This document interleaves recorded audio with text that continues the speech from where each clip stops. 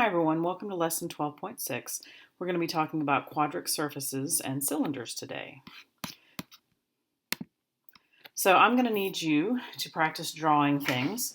I'm not going to grade you on your drawing ability so much as your ability to draw these things is important in determining limits of integration and things that will come in the future. So probably one of the best things the teacher of my class ever did was teach us how to draw these. And nowadays it's even easier. You can go to YouTube and watch, and even if you're not great at it, developing a certain level of skill with it is important for later on. So I might ask you to sketch one here and there, and I need you to practice, all right?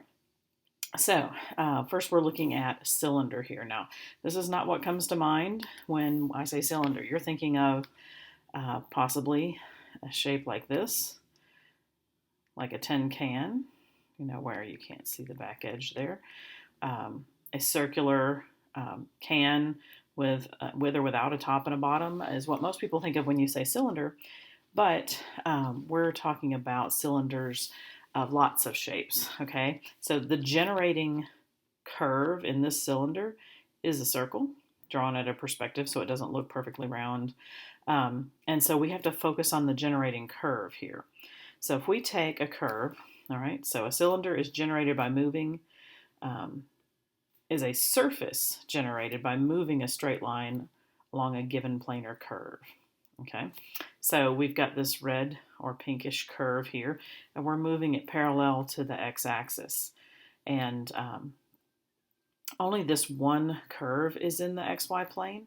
So as we move it parallel to the x-axis, it's creating this curvy surface. All right, so when we deal with cylinders, they don't have to be closed circles.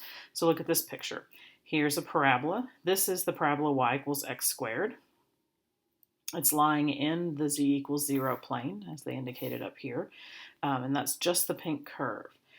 But if we raise this going parallel to the z-axis up and down, we create this flat surface here, and that's a parabolic cylinder.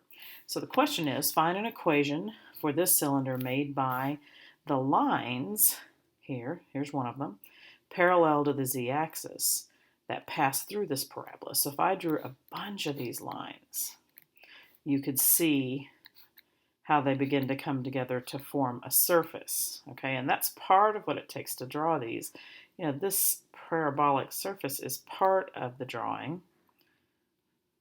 So you begin to see how you might draw these to create a 3D image out on a flat surface. So the funny part about this is, notice the points P naught and Q naught here are represented as x naught squared, and 0. That's the actual pink one that lies in the z equals 0 plane.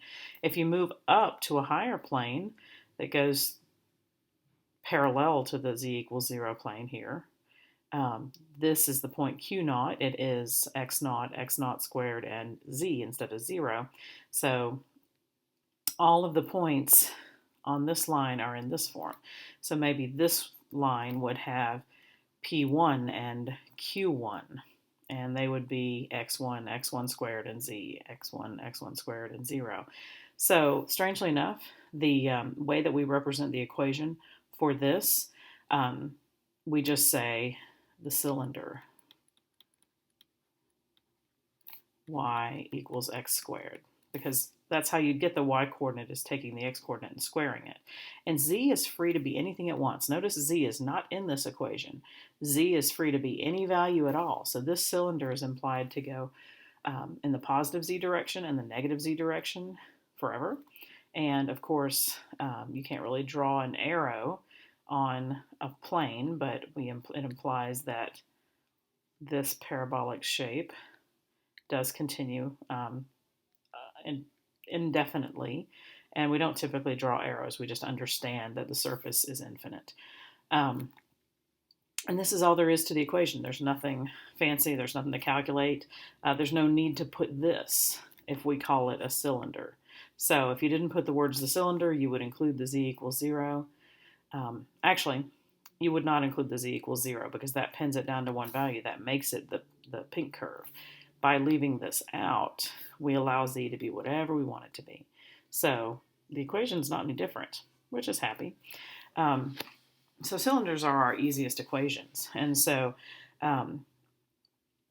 this little paragraph from your book is helpful in talking about how you would judge which line that a surface is parallel to. And it's simply, and here's the fancy language for it down here, but it's simply the variable that's missing from the equation, because that means that variable is free to be whatever it wants to be. So moving on, we've got an ellipsoid here. An ellipsoid is an ellipse that has been spun around its major axis and creates a three-dimensional shape. You know, the non-mathy word for an ellipse is an oval. So this is kind of an oval-shaped ball. And if you take cross sections of it here, like I like this drawing over here where they do the shading and you can perceive the 3D-ness of the image. Well, the blue circle lies in the XY plane, same as over here. All right, and then the ellipses that have the same axis as the major axis of the ellipsoid, one in the y equals 0 plane and one in the x equals 0 plane. That was actually backwards. This one's in the x equals 0 plane. This one's in the y equals 0 plane are the cross sections that they've drawn over here. And then they showed you a little bit higher up. This would also be a circle, but it would be a smaller circle than the one sitting in the xy plane. And they show you the equation of each of these cross sections. So the blue circle is here, and they've drawn one with a radius of 1. It's actually not in a circle. I'm so used to calling it a circle because it's drawn in perspective, but they actually did label this an ellipse specifically. That's why it's an ellipsoid. Sorry about that. So the ellipse here could be given by this equation, and these numbers come from this first equation here. So if we drop this term, z squared over c squared, then we get the cross section in the xy plane by dropping the z term. Then over here, this is an ellipse that has the same axis as the whole ellipsoid shape. So this one right here is where z equals 0, or y equals 0, excuse me. So they drop the y term, and we've got the ellipse in the xz plane. Notice y is the missing variable, so that's the plane it is parallel to. And the story goes on for all the extra little labels here. So this form of the equation, you need to remember that in quadric surfaces, we're going to see equations that are second degree. Now, in this case, every variable is second degree, x, y, and z. It does have a value over here. If this equaled 0, it would just be a dot in space, but equaling 1 gives you your ellipse. And if I were to put this in general form, it would have an x squared, a y squared, a z squared term, and just plain z here, okay, with a constant term over here. And that's the general form of an ellipsoid. Okay, went too fast. So an elliptical paraboloid. Take a look over here. We see the elliptical part here. Now, technically, the curve does increase forever, or if it's flipped down, decrease forever, or whatever orientation it is. But we like to see this cross section right here, this ellipse. And then we see parabolas. We see the blue parabola here is the narrower side. The purple parabola is the wider side. And that explains the paraboloid part of this description. So again, the cross section has given you the equation of each piece. So say for instance the blue parabola, the equation is given here. Z is c over a squared, x squared. And we got to go over here to see where that might have come from. Well, if we're doing just in the x plane, okay, this plane right here, just x is 0, then we have values in the x plane to the positive and negative end of x, but we don't have anything going forward or backward, so there's no y term. So they dropped the y term and they solved for z to get this equation of the cross section. Similar story for the purple parabola and the equation it gives. So that's an elliptical paraboloid. Moving on, we've got an elliptical cone. You might have heard this called a double inverted cone when you were first studying conic sections. and we're not limiting this opening to being circular. Certainly if A and B were equal, this could be a circle. But when A and B are not equal, this is an elliptical curve, and so we can see ellipses. If we do cross sections across any place but here, this is where the cross section is a single point in space, and that's where all of these would be equal to 0. The ellipses that you see here would be equal to 0. That would be a cross section right through the origin. But here's our equation. We have x squared, y squared, and z squared again, but the z squared term in this orientation is on the right instead of a constant. If we moved it over, it would be minus z squared over c squared equals 0. So you might see it in that form sometime. And what I want you to notice is the isolated term over here is always the axis that goes through the center of the ellipses and through the point where the cones meet. So that's the giveaway here. And we call that symmetrical with respect to. WRT is a great little note-taking shorthand for the phrase with respect to the z-axis. So the isolated term is the axis that it has symmetry about. That was poor grammar. Okay. A hyperboloid of one sheet. Now, when we say of one sheet, we imply that there could be a hyperboloid of more than one sheet. But I want you to see the hyperbolas in here. And they've drawn one hyperbola that goes through the x-axis, one that goes through the y-axis, and then they give those equations here. And you see with this minus sign, it is hyperbola in 2 dimensions. And down here, over here, in trying to have a reason to remember this, it does equal 1. It can't be equal to 0. But we just discovered what happens when that equals to 0, and this term is negative. That's the previous shape. But if we have one of these two terms is negative, and the other two are positive, then we've got a hyperboloid of one sheet. So let me see if I can get this video to work. Oh, there we go. I want you to see this very quickly. How a hyperboloid of 2 sheets, in this case, changes and becomes an inverted cone, and then eventually a hyperboloid of 1 sheet. That's how these shapes are related.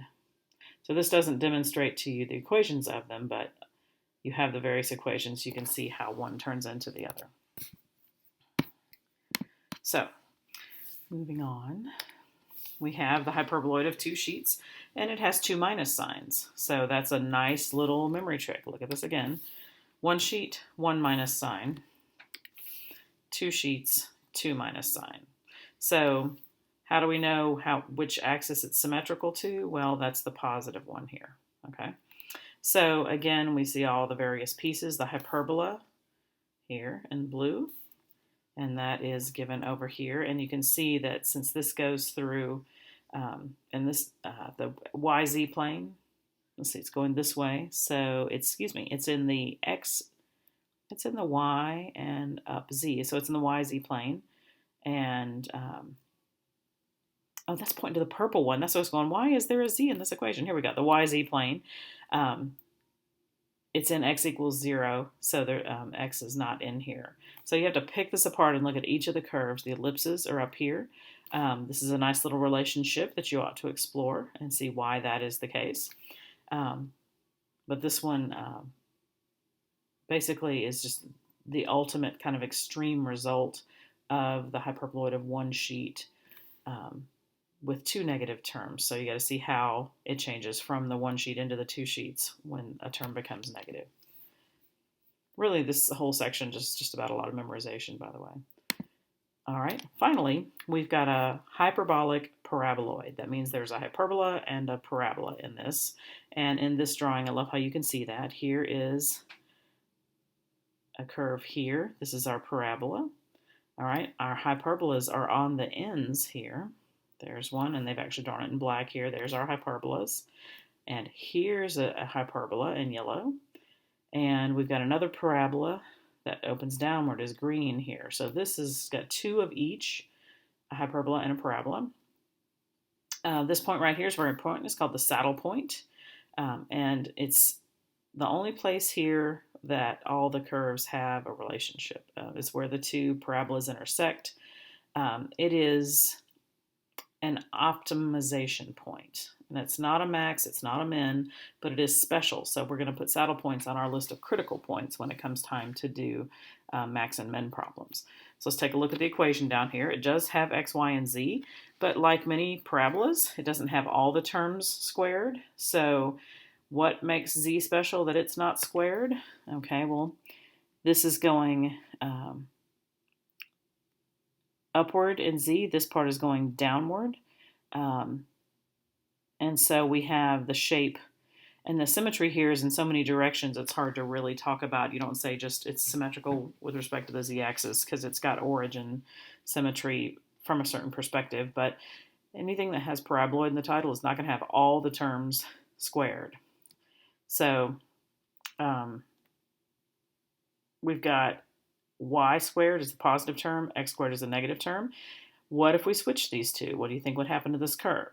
Well, we would have the peaks on either end of the x-axis, and this parabola would turn sideways and cross the y-axis. So you can just get used to the different arrangements here and how it turns the shapes, the orientation of the shapes. And they've noted that c is always a positive number here. We want to look up here and see where c pops up. It says part of this hyperbola, okay, in the plane z equals negative c. So we see c here. It's just a parameter, and so part of the hyperbola here is in the plane z equals c. Okay, so we see it pops up. It's a constant in there, but they're not allowing for it to be negative in the equation. All right, I think that's everything. Thanks for listening.